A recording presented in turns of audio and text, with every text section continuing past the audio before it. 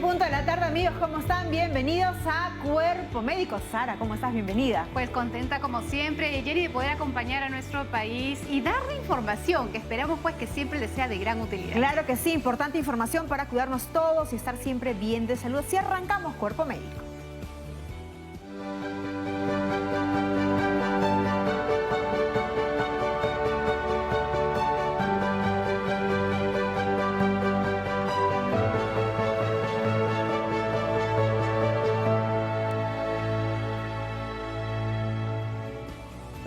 Así es, arrancamos el día de hoy Cuerpo Médico. Les voy adelantando el tema central que vamos a tocar el día de hoy. Vamos a hablar de una enfermedad infecciosa bacteriana que lamentablemente tiene prevalencia en nuestro país, pese a que ya hay una vacuna, pese a que incluso el tratamiento es completamente gratuito, porque es que se dan casos de tuberculosis, porque es que afecta principalmente los pulmones, podría afectar otros órganos. Bueno, tenemos un especialista con la cual vamos a desarrollar ese tema más adelante, pero también, como siempre, tenemos amplia información nutricional.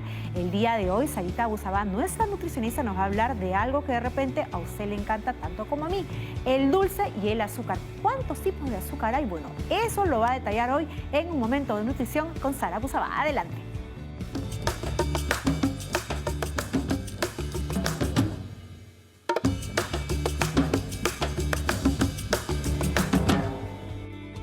Efectivamente, Jenny, el dulce, el sabor dulce es justamente algo que a muchísima gente le encanta y vamos a recordar que, dicho sea de paso, es el sabor dulce el primer sabor que identifica el ser humano.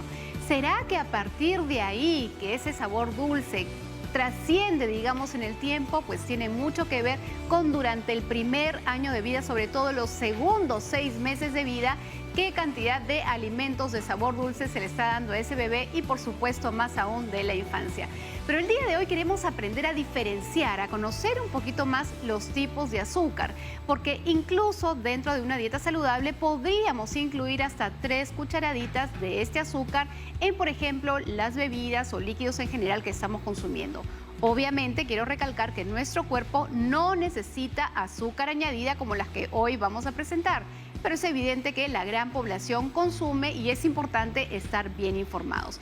Y este azúcar pues es la clásica, la que todos nosotros conocemos, el azúcar blanca, ¿no? Y acá tenemos los 3 tipos que salen desde un mismo origen, la caña de azúcar. Tenemos ahí entonces el azúcar blanca, tenemos el azúcar rubia, y la última, que es mi favorita, que es la panela, pero que comúnmente conocemos como chancaca, que la diferencia única que hay entre la chancaca y la panela es simplemente la forma como está presentada. Mientras una está bastante más húmeda, esa está bastante más seca y granulada. ¿Pero en qué se diferencia cada una de estas? Químicamente todas son sacarosas, es decir, fructosa con glucosa. Están constituidas del mismo tipo de azúcar y por tanto las 3 tienen el mismo impacto sobre el azúcar sanguínea. Es decir, si bien alguna es mejor que la otra, no quiere decir que podemos consumir más, porque las 3 tienen el mismo impacto sobre los niveles de azúcar en nuestra sangre.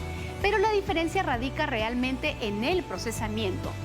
La azúcar blanca, al igual que la azúcar rubia, se extraen de la caña, de este líquido de la caña, de este jugo que nos da la caña de azúcar, y luego, una vez que es secado, pasa por un lavado químico, es decir, se le incorporan químicos para poderla lavar, y mientras más químico contiene, más blanca o refinada o procesada será el azúcar y por tanto menos conveniente para nuestra salud.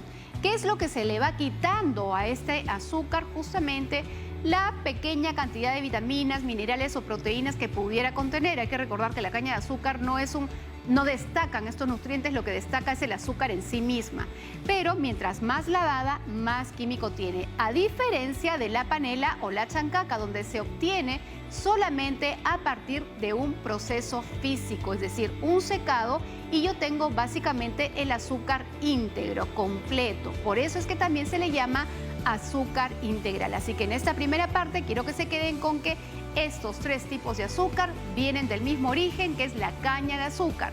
Estas 2 tienen un lavado químico, mientras que la otra no tiene el impacto de la parte del procesamiento químico, sino más bien que es un azúcar integral. ¿Cuánto en total del día uno podría consumir?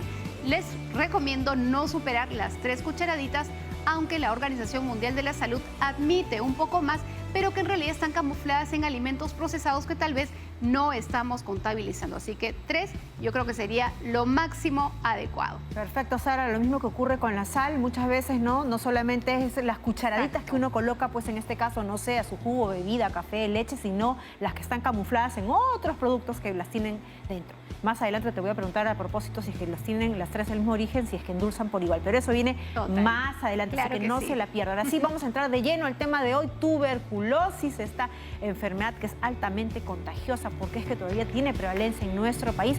Vamos a ver una nota y empezamos con sus preguntas y nuestra especialista. Según la Organización Panamericana de la Salud, las personas enfermas con COVID-19 y tuberculosis muestran síntomas bastante similares como tos, fiebre y dificultad para respirar. Ambas enfermedades atacan principalmente a los pulmones y aunque ambos agentes biológicos se transmiten de manera principal a través del contacto cercano, el periodo de incubación desde la exposición a la enfermedad es más largo en la tuberculosis y suele presentar un inicio mucho más lento. Ahora, aunque la experiencia sobre la infección por COVID-19 en los pacientes con tuberculosis es bastante limitada, se prevé que las personas enfermas con tuberculosis y COVID-19 pueden tener peores resultados de tratamiento, especialmente si el tratamiento de la tuberculosis se ve interrumpido. Los pacientes con tuberculosis deben tomar las precauciones recomendadas por las autoridades sanitarias para así protegerse de la COVID-19 y continuar su tratamiento según lo prescrito y puedan tener finalmente éxito. Amigos de Cuerpo Médico, tengan en cuenta esta información y estemos muy atentos a lo que el especialista en el set tiene para nosotros. Tampoco olviden que la prevención trae consigo salud. Muchas gracias.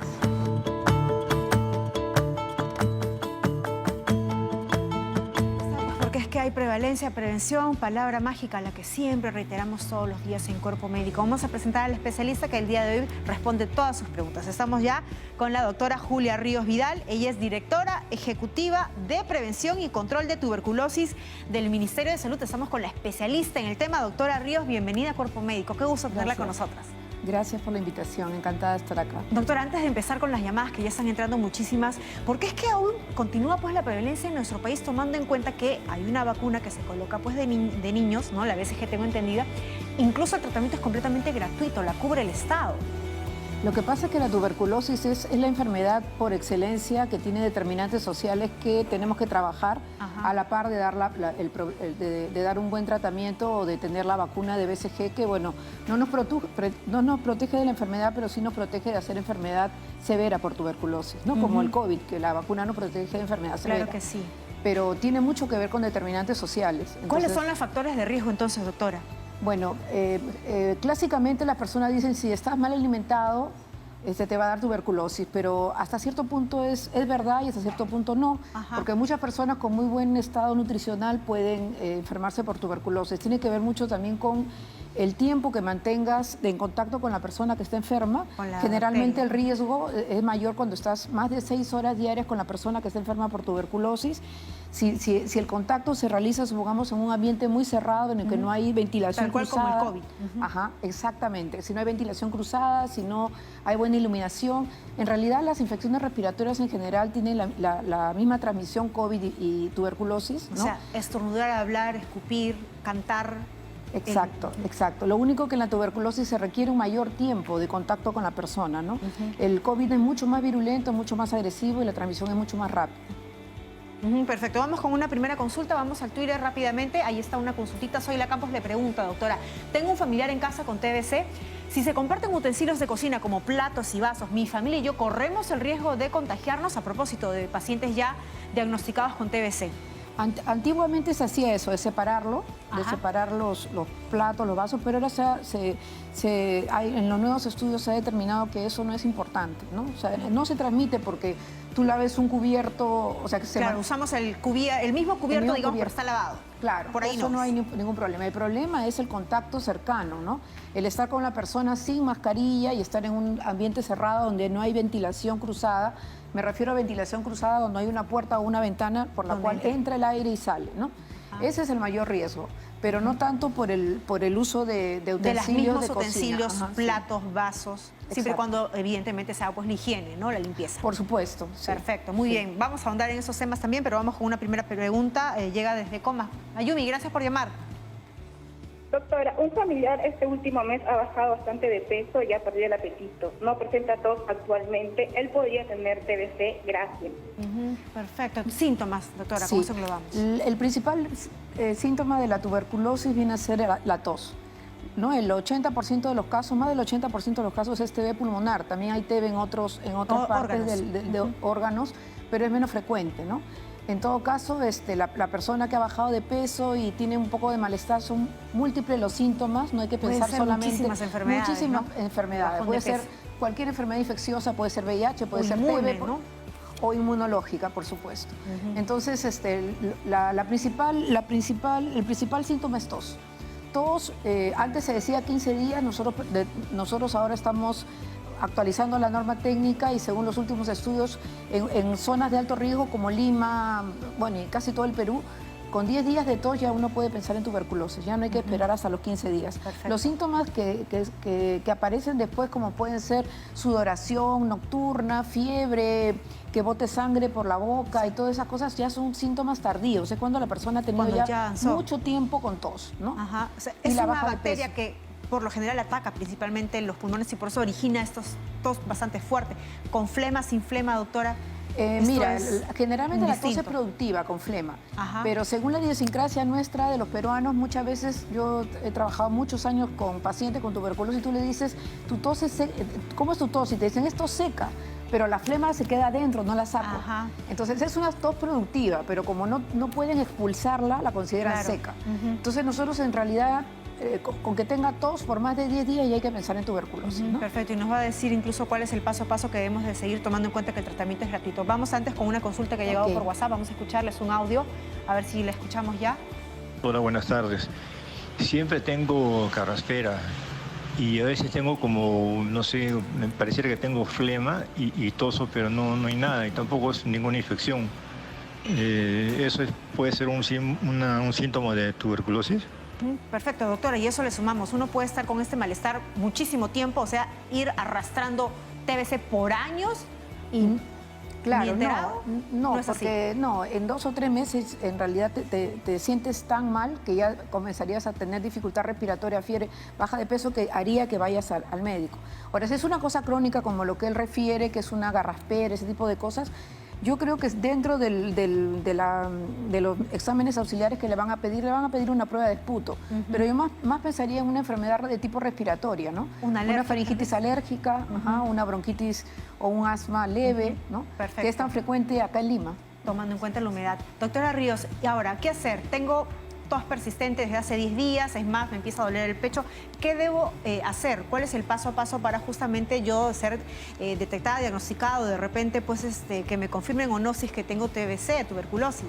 Mira, en los 8.000 establecimientos que tiene el Ministerio de Salud a nivel nacional, más los que tenemos por Salud, Fuerzas Armadas y policiales, el diagnóstico es gratuito. Entonces tú te acercas al establecimiento de salud y le dices, estoy con tos por más de 10 días, inmediatamente te toman una muestra de esputo. Escupo. Escupes. Escupo en un La muestra de frasquito. esputo, sí. Lo ideal es que botes por lo menos 5 mililitros, ahí te van a dar las especificaciones. Si en ese momento no tienes suficiente flema, te dan el vasito para que lo lleves a la casa. Al día siguiente apenas te levantas, tomas mucho líquido el día anterior, botas la flema y lo llevas al establecimiento de salud. Ahorita, desde el año 2018, ya no solamente tenemos BK, que era una prueba para teñir el esputo y ver si tenían los bacilos. Ahora tenemos otra prueba, que es la prueba molecular que se llama EXPERT. ¿ya? Buenísimo. Tenemos Y más de eso es 40 y tantos equipos a nivel nacional y esa prueba permite hacer diagnóstico de tuberculosis porque es una prueba molecular, igual que la prueba molecular de COVID, y en 2 horas te dice si tienes TB o no tienes TB y si es esa tuberculosis resistente a rifampicina, que es un equivalente a ser una multidrogo resistente. Luego de eso, ya me dieron mi diagnóstico, sí tengo tuberculosis. ¿Cómo empieza el procedimiento, el tratamiento? Bueno, en primer lugar, se hace la historia clínica del paciente y a la vez se hace un censo de contactos. O sea, la enfermera determina todas las personas que son contactos intradomiciliarios en el trabajo con esa persona con la cual haya tenido contacto la persona, ¿no? Comienza ese mismo día el tratamiento, luego de tomarle algunas pruebas basales como son de cómo está su hígado, su hemograma, su placa basal y todo ese tipo de cosas. Y el primer día que la persona toma el tratamiento, se va con la técnica de enfermería o con la enfermera a su casa. Ajá. El personal de salud va a la casa del paciente y ve cuáles son las condiciones en las que vive en la casa, ¿no? Para explicarles a toda la familia que tienen que abrir esta puerta, dónde tiene que dormir el paciente, ¿no? Porque muchas veces agarran, me ha sucedido, ¿no? O sea, tú no puedes dormir acá en la cama, en nuestro cuarto, entonces te mando a la sala comedor y ahí duerme toda la noche en un lugar muy cerrado y en la mañana todos bajan ahí todos a la sala del comedor, a la sala y comedor y se infectan. Entonces, la idea es de que el personal de salud va y les enseña a la familia todo eso y los comienza a citar para hacer su examen de contactos. También que es su examen de esputo toditos. a todos los que con los que Esputo conviven. y placa. Ahora estamos trabajando mucho con lo que son las placas, ¿no? Las placas actuales son digitales. El país ya está aplicando unos software somos los pioneros en la región, que es un software que se llama CAT4TV, que te toma la placa digital e inmediatamente te indica si es una probable tuberculosis. Entonces, si la placa es anormal, inmediatamente te toman la prueba molecular, porque a veces pueden haber casos en que ya tienes la lesión y todavía no tienes síntomas. Ajá. Entonces es mucho más temprano el diagnóstico temprano. Y vamos a hacer un paréntesis justamente en este paso a paso porque hay otra consulta que llega desde La Molina. Ana, gracias por esperarnos. ¿Cuál es tu pregunta? Buenas tardes, doctora. Sí, y mi pregunta es la siguiente. He escuchado a muchas personas decir que las casas ventiladas y bien iluminadas no se corre el riesgo de enfermarme de TBC. ¿Eso es cierto? Sí, perfecto, qué buena pregunta. Sí, es muy cierto. Como yo les decía, una cosa importantísima para todo lo que son infecciones respiratorias, en este caso TB también ayuda para el COVID, es tener la costumbre de ventilar las casas, ¿no? ¿Y eso porque la bacteria muere rápido? Sí, bueno, el aire hace que la bacteria salga, se expulse. El sol es muy importante, la bacteria la inactiva prácticamente, ¿no?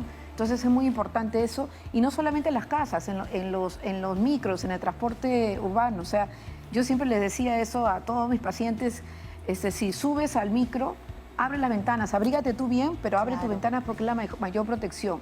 Pero la idiosincrasia nuestra es subir al micro y decir cierra la ventana. Claro, en invierno dicen, no, para que no te resfríes, cierra los espacios, no la ventana, para que no entre el airecito y no te resfríes, y al contrario, hay que dejar que circule el aire, ¿no? Dejar que circule el aire, eso es muy importante. Perfecto. Sí. Antes de continuar con el paso a paso, vamos con otra consulta, están llegando bastantes, vámonos hasta el Callao, María del Carmen. Marilena, perdón, ¿cuál es tu consulta? ¿Qué tal, doctora? Buenas tardes, gracias por resolver mi consulta. Si una embarazada es diagnosticada con TBC, las pastillas que va a tomar puede eliminar la enfermedad, va a poder eliminar la enfermedad, ¿puede esto dañar el desarrollo del bebé? Perfecto, qué buena pregunta. En las gestantes, doctora, el tratamiento. Bueno, el tratamiento de tuberculosis, sobre todo cuando es la tuberculosis sensible, que es con pastillas, que tenemos que es un tratamiento creo que más corto, ¿verdad? 6 meses. El tratamiento de 6 meses, no hay ningún problema con la gestación. Al contrario, es mucho mayor el riesgo de que tenga la persona un problema si es que no se trata la enfermedad, porque la enfermedad, los medicamentos no le van a hacer daño al niño. Hay algunos medicamentos que hemos estado utilizando para tuberculosis multidrogo resistente, como son inyectables, amicacina, kanamicina, que ya lo estamos dejando, que sí, en algunos casos se restringía el uso o se cambiaba a otro inyectable, que era la caperomicina, por el riesgo de que pudiera tener el niño algún problema auditivo. Pero ahora en general que estamos utilizando nuevas drogas antituberculosas, ninguna droga tiene problemas con el... Afecta al bebé, al neonato. Y eso es en el tuberculosis, no, el sencillo y el resistente. El resistente, como le decía, en la resistente que en algunos casos utilizábamos unos inyectables que eran de la familia de los aminoglucósidos que podía producir daño en el oído al niño. Pero ahorita los estamos dejando de usar, y lo que es tuberculosis extremadamente resistente y los otros tipos de tuberculosis estamos utilizando los nuevos medicamentos de antituberculosis que no le afectan a la gestante. Vamos con una última consulta en este bloque, vamos hasta San Miguel. Diego, gracias por llamar. Hola, ¿qué tal? Sí, doctora, quería hacer una consulta. Quería saber cuál es la diferencia entre la infección de tuberculosis latente y la enfermedad de tuberculosis. Además de esto, quería saber cuándo es recomendado hacerse una prueba para saber si tienes tuberculosis o no. Bien. Muchas gracias.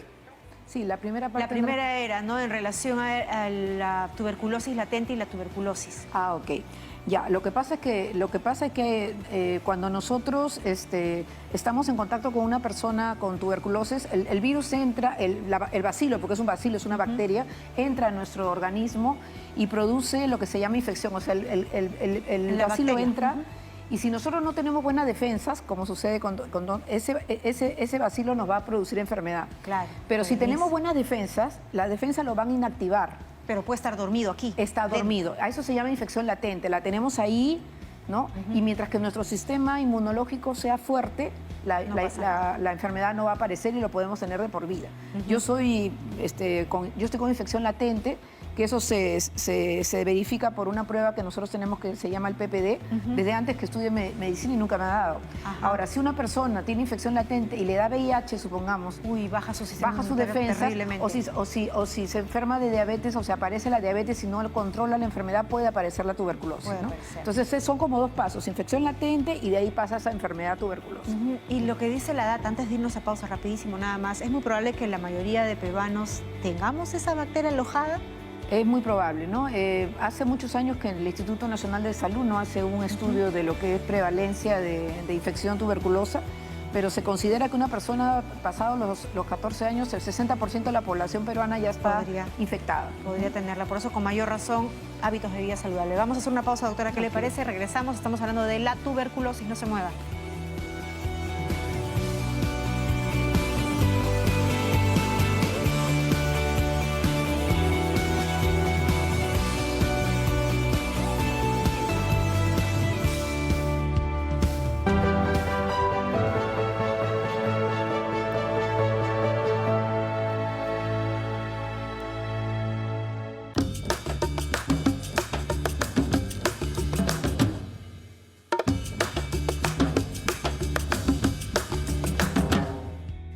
Amigos, continuamos aquí en Cuerpo Médico. El día de hoy estamos abordando un tema sumamente interesante y yo no me pierdo ni una sola palabra de lo que nos está diciendo nuestra invitada porque tenemos que tener en cuenta de esta enfermedad endémica que por supuesto puede afectar la salud. Y ya hemos aprendido que cuando la TBC es latente y nuestro sistema de defensa está bajo, puede aparecer la enfermedad. Por eso tan importante la nutrición y el día de hoy justamente estamos hablando de los azúcares porque ya sabemos que cuando los consumimos en exceso puede generar problemas a la salud, obesidad y justamente esto hacer un proceso inflamatorio y también bajar nuestras defensas. Ya habíamos aprendido en el inicio del programa que justamente el azúcar blanca y el azúcar rubia son dos tipos de azúcar que vienen del mismo origen, pero que están químicamente procesadas a diferencia de la panela, que también es de la caña de azúcar, pero que justamente tiene simplemente un lavado físico y más no químico.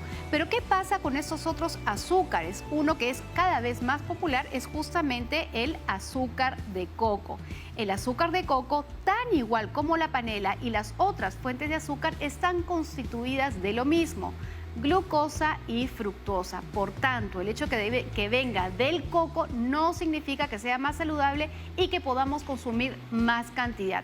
Lo que sí es cierto es que al igual que la panela, es un azúcar natural que no tiene un proceso químico y que esto no se obtiene del fruto, no se obtiene de la carnosidad del coco, sino más bien del rocío de la misma palmera. Por tanto, hay que tener mucho cuidado y aprender a diferenciar. Otro de los tipos de azúcares comunes que consumimos y que tal vez mucha gente le tiene más confianza es a la miel. Y la miel, como ya todos sabemos, es un producto totalmente natural que justamente lo obtenemos gracias al gran trabajo que hacen nuestras gran amigas las abejitas y que tenemos que cuidar mucho en nuestro planeta.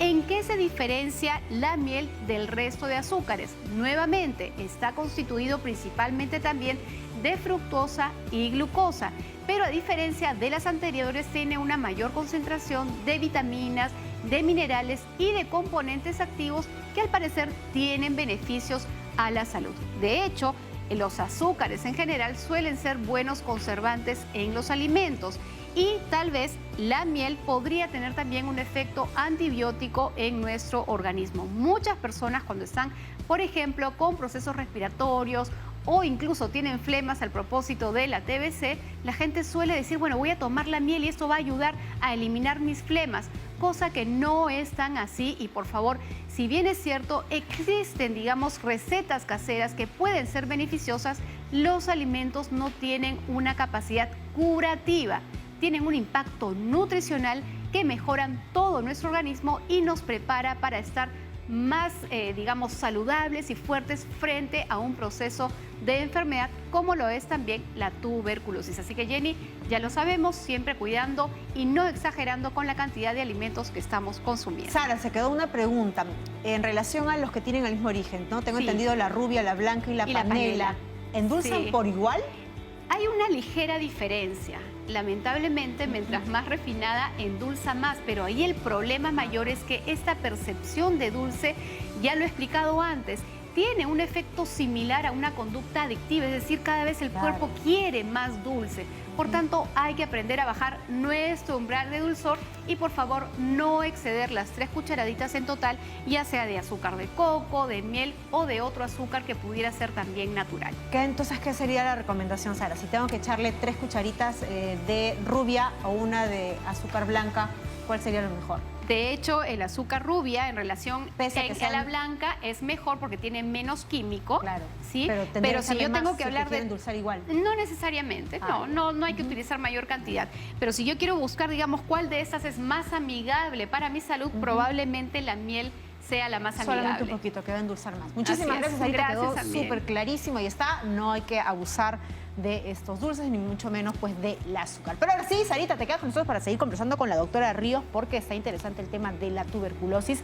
Más adelante la doctora nos va a seguir hablando del paso a paso cuando se da pues el diagnóstico de tuberculosis, pero antes vamos a contestar una preguntita, o mejor dicho la doctora, porque nos vamos hasta Chiclayo. Iván tiene una pregunta. Adelante. Efraín, perdón, sé que cambio de nombre a todo el mundo. A ver, Efraín, te escuchamos. Doctora, ¿qué tal? Buenas tardes. Mire, quisiera saber qué sucede con un paciente que interrumpe o no cumple con su tratamiento de TBC. ¿Cuáles serían las consecuencias? Buena pregunta, doctora. Bueno, ese es un gran problema que tenemos aquí a nivel mundial, ¿no? Que el paciente inicie tratamiento y que lo cumpla adecuadamente y termine siendo dado de alta. ¿Cuánto dura el tratamiento para empezar? El tratamiento para la tuberculosis sensible dura 6 meses y el tratamiento para la tuberculosis resistente dura de 18 a 24 meses, dependiendo del tipo de resistencia. ¿Resistente a qué medicamentos es? Ahora, supone que este tratamiento tiene que ser tomar pastillas diariamente, religiosamente. Diariamente, de lunes a sábado, los domingos descansa, ¿no? Por todo ese tiempo, 6 meses. Supongamos el tratamiento de tuberculosis sensible son los 2 primeros meses diario y después son 3 veces por semana, ¿no? Pero cuando es tuberculosis resistente, los 18 o 24 meses son diarios. O sea, 2 años de tu vida tomando la cantidad de pastillas medicación, claro. Ahora, no solo se trata de que pares el tratamiento, o sea, me siento mejor, ya dejo de tomar tratamiento. Vas a recaer, probablemente en ese camino puedes contagiar a tu familia. Pero otra cosa que también es importante es que si tú faltas constantemente, o sea, hoy día tomo tratamiento, mañana no, dejo 2 días, eso es peor. Porque cuando hay esa irregularidad de tratamiento, el bacilo que es de TB sensible se puede convertir en TB resistente. Claro. Y puedes fracasar al tratamiento, contagiar a tu familia y a todos sus contactos de una enfermedad por tuberculosis resistente, que es mucho más grave, ¿no? Es mucho más difícil de curar, ¿no? Porque mira el tiempo de tratamiento que tienen que tomar. Es un tratamiento que se cumple así a pie juntillas y que el alta la dé, evidentemente, el médico que está tratante. Y qué importante que lo diga, doctora, porque esa es la conducta lamentablemente de muchos peruanos que ni bien se sientan mejor ante cualquier enfermedad, dejan el tratamiento. Vamos a con más consultas. Jocelyn está en Chorrillos. Vamos a ver, Jocelyn, ¿cuál es tu pregunta para la doctora? Sí, buenas tardes, doctora. ¿Qué secuelas deja en el organismo de una persona, aquella que ya superó la TBC? Bueno, eso tiene mucho que ver con el tiempo de enfermedad. Si una persona comienza con tos nomás y rápidamente acude al establecimiento de salud y le dicen estás con TB, probablemente no sea una TB avanzada. Entonces, recibe el tratamiento y lo más probable es que su pulmón quede con unas secuelas mínimas, o sea, lo que nosotros le llamamos lesiones seculares, que podría ser como unos callitos, unas cositas que aparecen en el pulmón, pero que no le van a dar un mayor problema. Pero si es una persona que demora mucho en acudir al tratamiento, como está pasando ahora en época de pandemia, que demora mucho en ir al tratamiento, a recibir tratamiento, ya llegan con lesiones bilaterales y con toser cavernas. Sangre es algo serio. Ya. Claro, entonces hacen como huequitos en el pulmón y si esos huequitos están cerca a una arteria, van a comenzar a botar sangre, ¿no? Ahora, si el tratamiento se prolonga porque la persona es irregular, o sea, dejo el tratamiento una semana, después regreso y ya no son 18 meses, sino 20, 22 meses y qué sé yo, ya pueden aparecer otro tipo de secuelas. Pueden aparecer lo que llamamos bronquiectasias, que es cuando los bronquios se dilatan y se infectan, ¿no? Y se pueden quedar con esas secuelas posterior a que dejen el tratamiento. ¿Y puede ¿no? ser una fibrosis, una costra en el pulmón? Lo que pasa es que si ya son lesiones muy severas, hay destrucción del parénquima pulmonar, ¿no? Del tejido pulmonar, ¿no? Y muchas veces ya ese pulmón ya no sirve. Entonces, por eso es que también hay una alternativa que es la cirugía, ¿no? Que ya la cirugía para tuberculosis, que nosotros como país tenemos una de las salas quirúrgicas más especializada del mundo, ¿no? Que la vemos desde el año 2018 en el Hospital Hipólito Unanue. Hay una sala especializada para lo que es cirugía para tuberculosis. Entonces ahí pueden sacar un lóbulo, un pedazo de pulmón o todo el pulmón cuando ya el pulmón ya no sirve y lo único que hace es mantener ahí las bacterias en ese... O sea, ya no sirve a propósito de la tuberculosis, una tuberculosis que no se trató. Claro, o sea, se trata de un paciente, generalmente es un paciente que abandona, regresa, y lo que hace es de que lesiona tanto el pulmón que ya es preferible sacarlo, ¿no? Y que el otro pulmón más sano, curarlo. Y aparte de que nuestro organismo es maravilloso, entonces ese pulmón se pone enfisematoso, o sea, crece y trata de suplir el hecho de no tener el otro pulmón, ¿no? Pero eso ya son medidas extremas, ¿no? Que tenemos que llegar a eso. No queremos llegar. Vamos rápidamente a otra pregunta. A Verónica desde Caraballo. Verónica, bienvenida, te escuchamos. Doctora, buenas tardes. Mi pregunta es, ¿por qué algunos pacientes con TBC, en vez de pastillas diarias, reciben inyecciones? ¿Acaso las inyecciones son más efectivas y acortan el tratamiento? No. No es eso, lo que pasa es de que cada medicamento, de acuerdo a su disponibilidad, hay algunos que no los han podido hacer en pastillas y tienen que ser inyectables, pero en general el tratamiento de TB sensible es con pastillas, ¿no? Es todo con pastillas los 6 meses de tratamiento. ¿Cuántas pastillas son que se toman Bueno, diario? antes eran 11 pastillas, ahora son 6 porque ahora estamos utilizando lo que se llama dosis fijas combinadas. En una sola pastilla vienen 3 juntas. El equivalente de lo que eran 3 pastillas. Entonces toman menos cantidad de pastillas y eso es mucho mejor para el paciente. Ahora, Saber doctora, no tener que tomar 11, sino 6 pastillas, supongamos, ¿no? En el tratamiento para la TBC, ¿se incluye algún tipo de suplemento? ¿La persona baja mucho de peso? ¿Hay alguna recomendación general que se le da a la población que tiene TBC respecto de la alimentación, por ejemplo? Mira, la alimentación es normal, ¿ya? Solamente nosotros le damos suplemento de vitamina B6 cuando toman isoniazida, que es un medicamento que puede bloquear la absorción de vitamina B6, o cuando se trata de cicloserina, ahí también le damos un adicional. Pero creencias como que no comas pescado, no, la alimentación tiene que ser lo más completa posible y lo más nutritiva posible, y sobre todo en los pacientes, porque de pasadita les digo eso, el mayor porcentaje de comorbilidad en el país, ahorita en el Perú, es TB diabetes. Entonces, el mayor porcentaje de personas que tienen comorbilidades son personas que tienen el 20% de las TB en algunas regiones es por TB diabetes. Entonces estos pacientes tienen que tener una dieta acorde para mantenerse con niveles adecuados su diabetes, ¿no? Y poder superar la enfermedad tuberculosa. Entonces, Sarita, ahí tienes incluso otro tema para desarrollar. Claro que sí, vamos a tocarlo de todas maneras, porque de hecho las comorbilidades, justamente por eso es tan importante tener en cuenta que la nutrición, digamos, no se hacen dietas pues generales para todos. Hay recomendaciones generales, pero en este tipo de casos hay también la parte individual que tiene que ser atendida, y por favor siempre con un profesional certificado. Así es. Google no tiene todas las respuestas. Con un nutricionista y no con una persona que de repente tenga las buenas intenciones, pero no tiene lamentablemente pues el conocimiento de tantos años. Doctora, y a propósito, hay mucho estigma en relación pues a la tuberculosis, ¿no? No solamente en el tema del diagnóstico, sino de padecerlo, ¿no? De atravesar el tratamiento. Sí, es una pena, y eso es una cosa que afecta mucho a la persona afectada por tuberculosis y su familia, ¿no? O sea, el que ve pacientes con TB, yo, bueno, desde que estoy en el ministerio ya no veo pacientes, pero en realidad verdad es gratificante atender pacientes con TB porque tú lo ves por 6 meses al paciente. Te involucras con él, sabes de su problemática, conoces a la familia y todo eso. Y el hecho de que en el barrio los cataloguen como tuberculosos, ahí hay una familia con tuberculosis, es muy triste. Incluso, ¿no? Y muchas veces inclusive no quieren ni siquiera tomar la medicación cerca a su casa, sino la quieren tomar en otro lugar, o no quieren que vayamos a su casa porque se les visita para ver cómo están con chaleco o con el mandil blanco para que no los identifiquen, porque hay mucho estigma por miedo, porque no se desconocimiento. Pero justamente, doctora, yo creo que ahí hay un estigma que hay que erradicar y es creer que quienes tienen una condición socioeconómica baja son los únicos que tienen TBC, cuando no es así. Por favor, dígalo claramente para que todos sepan que todos somos vulnerables a desarrollar una TBC. Por supuesto. Bueno, siempre hay determinantes sociales y económicos, ¿no?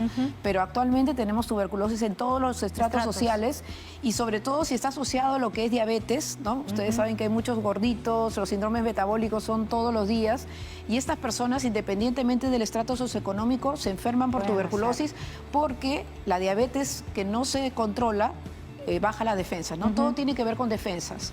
Entonces, es importante también que sepan que cuando la persona comienza el tratamiento para tuberculosis, generalmente al mes ya no contagia. Entonces, puede seguir su tratamiento por 6, 8 meses o 12 meses, qué sé yo, pero ya no tiene riesgo de contagio. Nosotros les avisamos.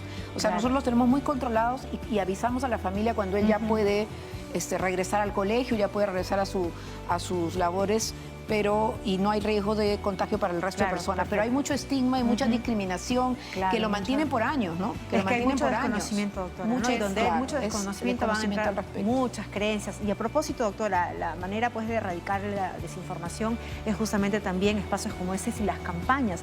¿Cómo se realizan estas campañas de difusión y también de despistaje, de detección temprana de tuberculosis? Bueno, nosotros desde el año 2019 comenzamos a hacer campañas que hasta la fecha la seguimos haciendo y sobre todo ahora con COVID con mayor razón, en las cuales vamos a un determinado lugar de un distrito, coordinamos con todos los establecimientos que están alrededor y hacemos un tamizaje completo. Hay un carrito que toma las radiografías digitales, inmediatamente el software nos dice, esta es una placa normal. Se imprime la placa y pasa con el médico, se le toma la prueba molecular y de ahí pasa con enfermera, se le toma el PPD, se le hace la prueba de VIH. Es un circuito, como un triaje. Como un triaje. Nosotros lo hemos llamado, es un plan de cierre de brecha de detección, ¿no? Porque que tenemos que cerrar la brecha de detección. Entonces, lo que hacemos es, todos los establecimientos de la zona citan a los pacientes ahora en esta época de COVID por horario. Entonces el paciente sabe que tiene que llegar 9:15, el otro 9:30, para que no haya aglomeración. Y por otro lado es al aire libre. Entonces ellos se sienten muy cómodos y muy tranquilos de que no hay riesgo de que están dentro del establecimiento y que pueden salir con COVID. Eso lo hemos estado haciendo, paró durante la época de aislamiento social obligatorio y arrancamos nuevamente en septiembre del 2020. Y hasta la fecha, ¿no? Hemos hecho... Bien, los hemos acompañado, creo que seguimos haciendo de campaña. Y si alguien quisiera participar de esas campañas, ¿a dónde acudir? ¿Cómo se entera que hay? Claro, aparte de las personas que son citadas, ¿no? También si una persona en donde está se acerca y le dice, ¿sabe que yo soy con tos? Inmediatamente lo van a hacer pasar y le van a hacer el triaje. Eso no hay ningún problema. En septiembre fue el inicio de este septiembre de 2020. ¿Cuántos han realizado ya? ¿Cuándo van a ser el próximo también? No, estamos 3 veces por semana en las diferentes DIRIs se están haciendo estas campañas. Buenísimo. Aquí en Lima. Se ha hecho también en La Libertad, en Ancash, en Ica. Y a partir de enero de este año nos están llegando equipos radiológicos digitales móviles con este software, con el apoyo del Fondo Mundial que van a tener en varias regiones del país, suponte La Libertad, Loreto, Ica. Cada DIRIS va a tener su aparato, porque ahora solo tenemos uno, y entonces van a poder hacer estas campañas 3 veces por semana cada región, ¿no? Esto le va a permitir, por supuesto, detectar mucho más tempranamente a las personas que tienen sintomatología y a los contactos, tamizarlos y que sepan estoy sano. Esa es una cosa importante. Estamos viendo, doctora Ríos, justamente al lado de la pantalla, un aplicativo que ustedes han implementado. Cuéntenos a propósito. Bueno, de esto. Este es un aplicativo que nosotros le llamamos DOTS Line. El DOTS Line. ¿De Doctor Line? DOTS es un término que se utiliza a nivel de todo el mundo, que se habla del tratamiento supervisado en boca, porque antes las personas se tienen que ir al establecimiento a tomar la medicación diariamente. Entonces, Cuando vino esto del COVID, no podíamos hacer que los pacientes vayan, entonces comenzamos a trabajar por videollamada y las enfermeras a través de sus celulares comenzaron a trabajar y ver al paciente que tomara la medicación. O sea, ¿y esto es por qué? Porque hay un seguimiento de que el paciente tenga que tomar su medicamento siempre. El tratamiento, sí. Y tenía que ir al centro de salud a tomar la pastilla. Sí, eso siempre ha sido así. Y ahora se hace en línea. Claro, este es un app que ahorita en enero lo vamos a supervisar porque ha tenido que pasar por todos los filtros, claro. en el cual el paciente se le pone el aplicativo, lo baja del App Store y aparece ahí, suponte, isoniazida, que es el medicamento. Entonces él lo tiene ahí, ahí lo vemos, y aparece el video y se lo toma, ¿no? Y se toma y aparece y se cierra el video de que tomó cada uno de los medicamentos. Y este software hace de que estos videos lleguen al establecimiento de salud y la enfermera pueda determinar si tomó bien la medicación, este medicamento. Qué maravilla. Es un sistema excelente y se me ocurre, pensando en voz alta, que existen tantos otros tratamientos o enfermedades distintas a la TBC que requieren un seguimiento, sobre todo las que son de tipo psiquiátrico, que muchas veces el paciente no quiere tomar la medicina y de pronto podría tal vez extenderse este sistema a otras enfermedades. Doctora, antes de que se nos acabe el tiempo, yo quiero preguntarle si el uso de mascarilla por la COVID-19 ha ayudado a reducir el contagio también de la TBC. Eso es un albur, pero consideramos, y no solamente yo, sino a nivel internacional, cuando nos hemos reunido con los otros coordinadores de la región de las Américas, que sobre todo el contagio en comunidad, o sea, en los micros, eso sí nos está protegiendo mucho la mascarilla. El problema es en las casas, intradomiciliario, porque la persona llega y se quita la mascarilla en casa. Entonces la recomendación sería, si yo estoy con tos, ¿no? Por favor, no me quito la mascarilla, así piense que no es COVID hasta que no saber perfectamente qué cosa es.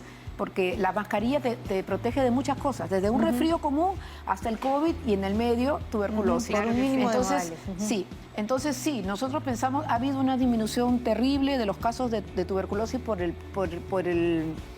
tiempo de pandemia. ¿Por qué? Porque el paciente no se está acercando, no se acerca. Cuando ya está muy mal, recién va al establecimiento de salud. O sea, no están yendo porque, digamos, por el no acceso o el temor, pero no necesariamente porque no tengan la enfermedad. O sea, no sabemos si ha reducido realmente. Claro, lo que estamos viendo actualmente, y con mucha pena, es que llegan como enfermedad muy avanzada. Vienen ya botando sangre, con lesiones bilaterales, como dicen los médicos, no los veíamos 10 años atrás. Entonces, lo que nosotros estamos tratando es de salir nosotros a la comunidad, ¿no? Y ahí detectarlos, ¿no? Al aire libre, porque los pacientes tienen mucho temor todavía de ir a los establecimientos. Y eso lamentablemente va a ser una nueva pandemia, no sé si decirlo así, de muchas enfermedades crónicas que se están embalsando y que lamentablemente no tienen una atención oportuna por el tema de la pandemia, que no se han acercado, ¿no? Por supuesto. Y bueno, tuberculosis es una de ellas. Doctora, ¿qué le parece? Hacemos una pausa y regresamos con más. Estamos aprendiendo más sobre la tuberculosis. No se muevan.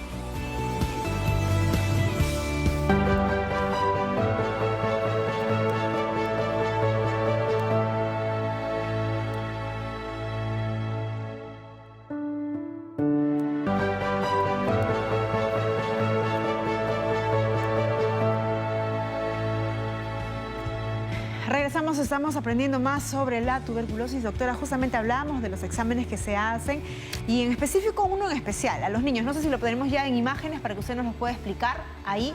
Justamente esa es la prueba de PPD o la prueba de tuberculina. Es una prueba que se realiza, es una inyección que se hace en la región subcutánea y que se espera a las 48 horas, y si aparece una ronchita que tiene más de 10 milímetros, se puede decir que es positiva. ¿Y eso qué me está indicando?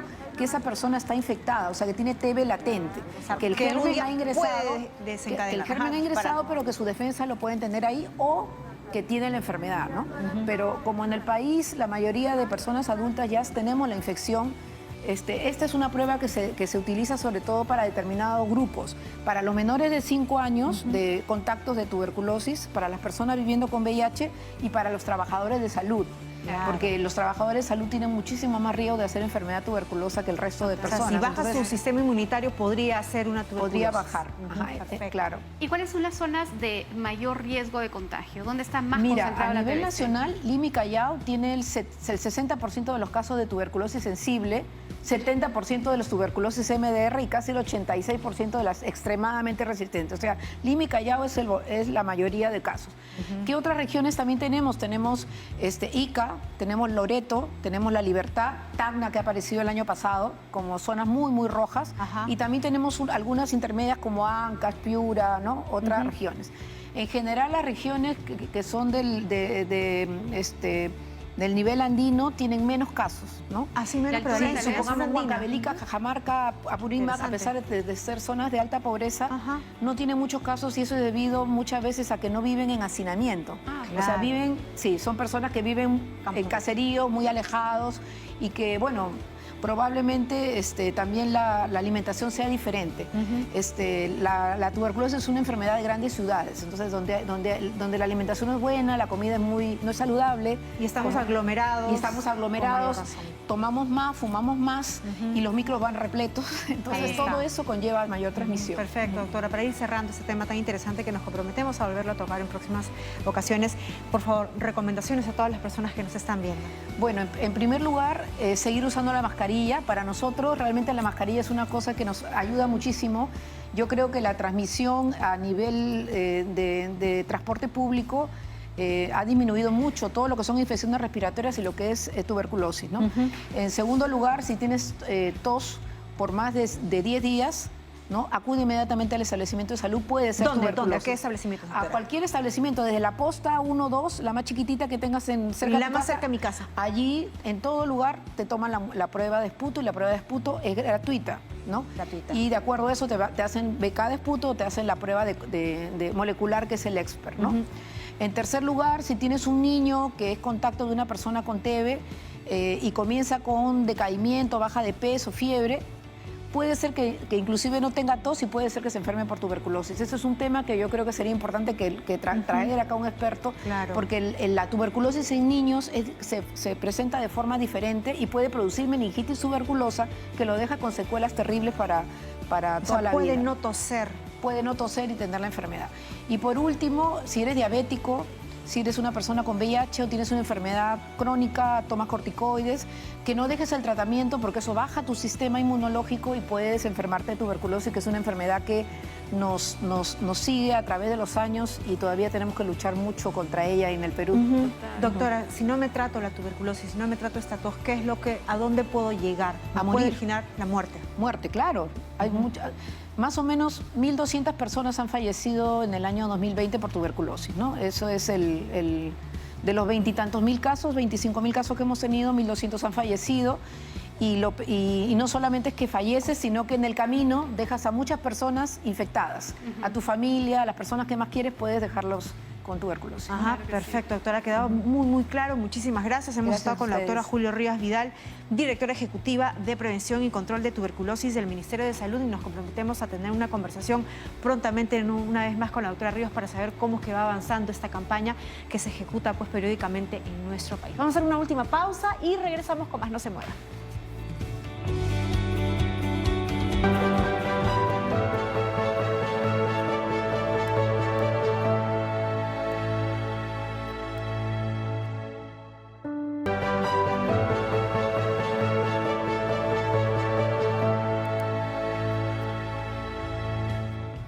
Súper importante todo lo que nos ha dicho Sarita, la doctora Ríos, a propósito de la tuberculosis, que es una enfermedad que prácticamente tendría que ser ya erradicada en nuestro país, tomando en cuenta que hay una vacuna, que hay un tratamiento que incluso es gratuito y que hay manera incluso de detectarla de manera temprana, pero que lamentablemente sigue siendo endémica en nuestro país. Sara. Así es, Jenny. Por eso es que las señales de alerta que nos ha dado nuestra invitada el día de hoy son importantes. Una tos que dura 10 días es motivo para acudir a cualquier centro de salud, incluso una posta médica, la más cercana de tu casa, para que prontamente te hagan una prueba de esputo y saber si tienes justamente este bacilo, porque posiblemente lo tengas y tal vez puedas desarrollar la enfermedad, sobre todo si tu sistema de defensas se deprime.